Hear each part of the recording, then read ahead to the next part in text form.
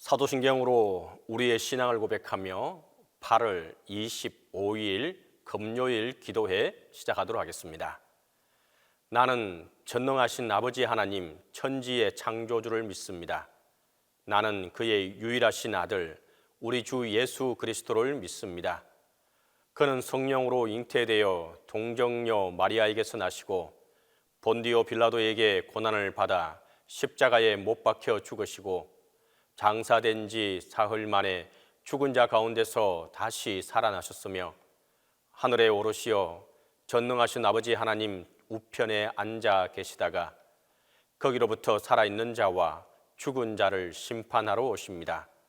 나는 성령을 믿으며 거룩한 공교회와 성도의 교제와 죄를 용서받는 것과 몸의 부활과 영생을 믿습니다.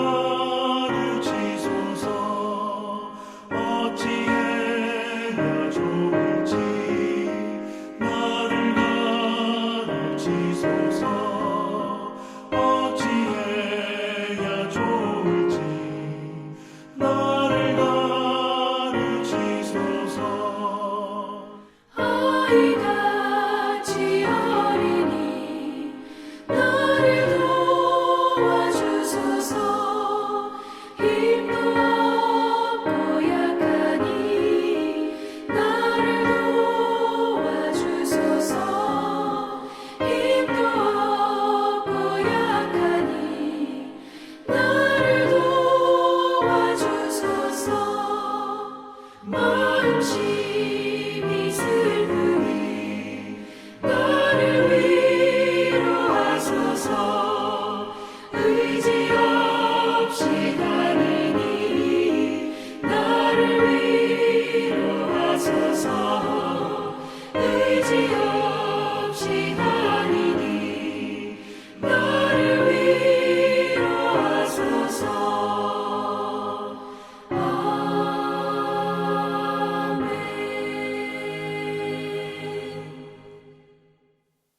기도에 시연해 주신 하나님의 말씀은 데살로니가 전서 4장 13절에서 18절입니다. 신약성경 데살로니가 전서 4장 13절에서 18절입니다. 형제들아, 자는 자들에 관하여는 너희가 알지 못함을 우리가 원하지 아니하노니 이는 소망 없는 다른 이와 같이 슬퍼하지 않게 하려 함이라. 우리가 예수께서 죽으셨다가 다시 살아나심을 믿을진대 이와 같이 예수 안에서 자는 자들도 하나님이 그와 함께 데리고 오시리라.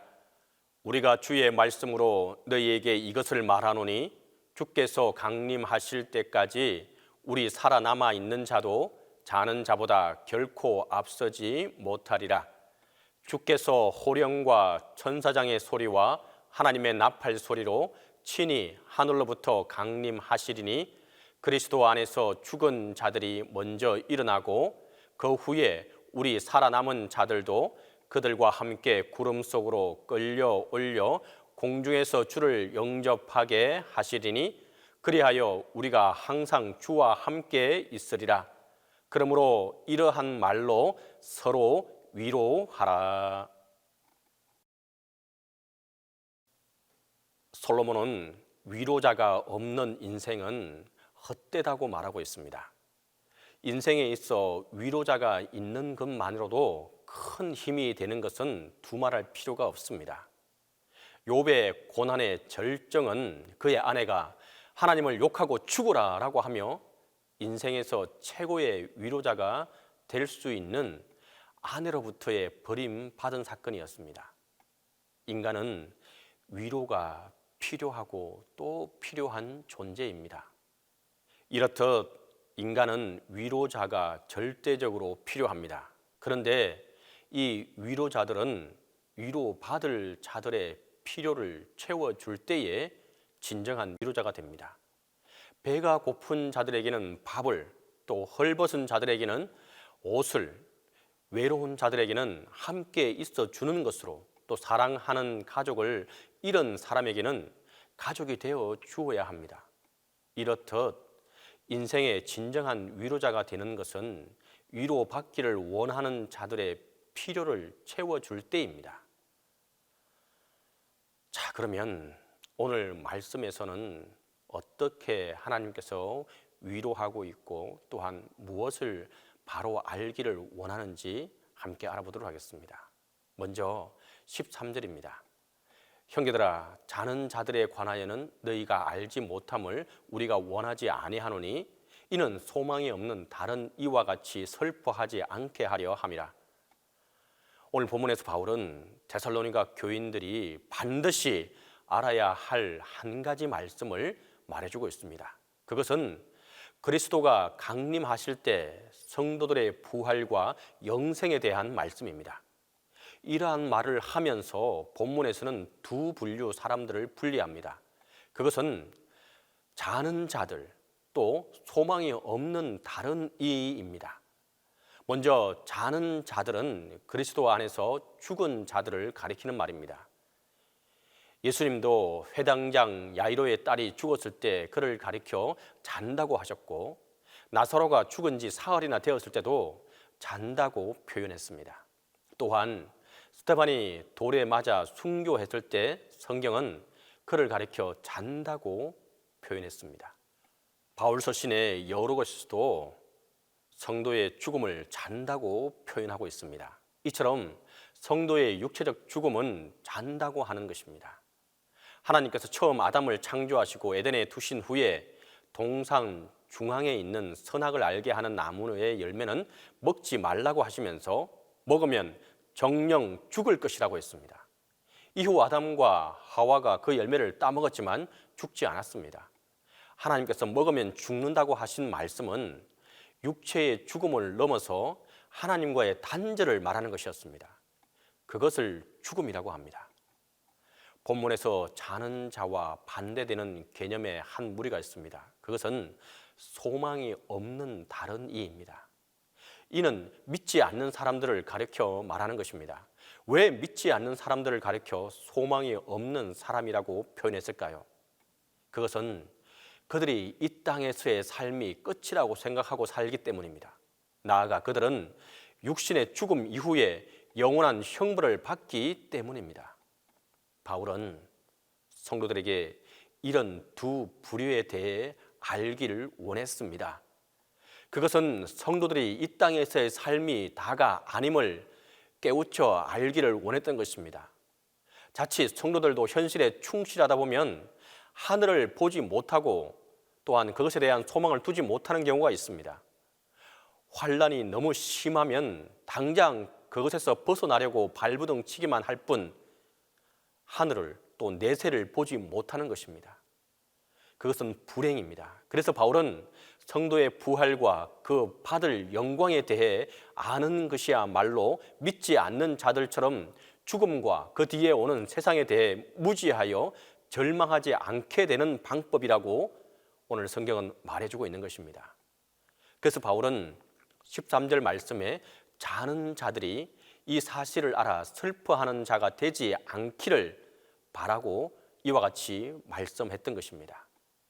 이 말씀에 근거하여 생각해 볼 수 있는 것은 데살로니가 교인들이 무척 고난 속에 있고 그 중에는 죽은 자들도 있었을 것이라는 생각할 수 있습니다. 그들은 복음으로 인해 고난당하고 심지어 죽었을 것입니다. 그 일로 많은 사람들이 슬픔에 잠겼을 것입니다. 그러기에 자는 자들이 어떻게 되는지 알아서 슬퍼하지 않도록 하라는 것이었습니다. 계속해서 14절부터 17절까지 바울은 그리스도 안에서 자는 자들이 그리스도께서 강림하실 때에 어떻게 되는지 말씀하고 있습니다. 그것은 그리스도께서 영광 가운데 강림하실 때 죽었던 자들이 육체로 살아나고 그리스도와 함께 영광스럽게 될 것을 말씀하고 있는 것입니다. 바울의 가치관은 이 땅에 있지 않았습니다. 그는 항상 눈을 하늘을 향했고 표대도 하늘에 두고 달려갔으며 자신의 시민권이 하늘에 있다는 사실을 항상 인식하고 살았습니다. 그러기에 그의 가장 큰 위로와 즐거움은 육신의 부활이었습니다. 18절을 한 번 더 읽겠습니다. 그러므로 이러한 말로 서로 위로하라. 이러한 말은 지금까지 말씀드렸던 내용입니다. 그리스도께서 강림하실 때 먼저 그리스도 안에서 죽은 자들은 부활시킨 후에 모든 성도들이 그리스도와 함께 그의 나라에서 영원히 함께 있게 될 것입니다. 이를 여러 사람들에게 전하라고 하시는 것이었습니다. 또 이것이 진정한 위로의 말이라는 것이었습니다. 이 땅의 것으로 잠시 위로가 될 수 있습니다. 하지만 그것은 유한하고 그것이 사라질 때 그 위로도 함께 사라지고 마는 것입니다. 하지만 하나님의 나라는 흔들리지 않으며 사라지지 않기에 그리스도로 말미암아 받을 그 나라를 소개하고 함께 소망하는 사람들로 주변을 변화시키라는 것입니다. 그것이 그들에게 줄 수 있는 가장 확실한 위로의 말씀이었습니다. 바로 이것을 믿고 서로의 위로를 삼고 그 고난과 환난과 박해를 이겨나갈 것은 바울이 그 데살로니가 교인들에게 말해주고 싶었던 것입니다. 진정으로 오늘 살아가고 있는 우리에게도 말씀하고 있습니다. 주님께서는 우리 또한 하늘에 소망을 두고 이 땅에 소망을 두지 않고 살아가기를 바라고 있고 진정으로 하나님의 부활을 믿고 그것을 소망하며 살아가는 자들에게 영원한 천국의 복을 우리에게 주시겠다고 약속하고 있습니다. 이것을 믿고 나아가는 자들에게 주님의 축복이 또한 하늘의 소망이 함께하게 될 것입니다. 함께 기도하도록 하겠습니다. 첫 번째로 다시 오실 주님과 부활을 또 소망을 믿고 살아갈 수 있게 해달라고 기도하겠습니다. 두 번째로 우리가 위로자의 삶을 살아갈 수 있게 해달라고 기도하겠습니다. 세 번째로 동신교회와 담임 목사님을 위해서 함께 기도하겠습니다. 기도합니다.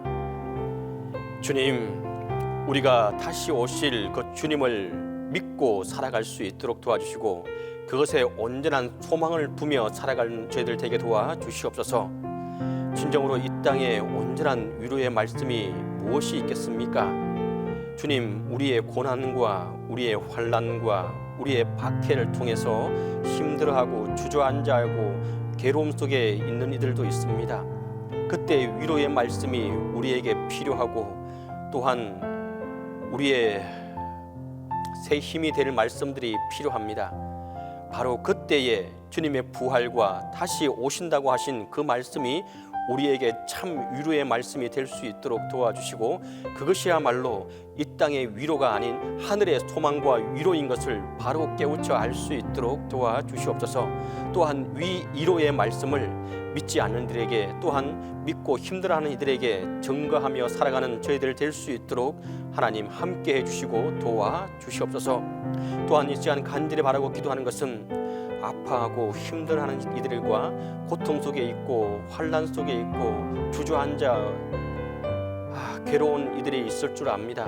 하나님, 그들에게 우리가 위로자가 될 수 있도록 도와주시고 그들에게 하나님의 위로가 우리를 통해서 전달되어질 수 있도록 하나님, 우리가 위로자의 삶을 살아갈 수 있도록 도와주시옵소서.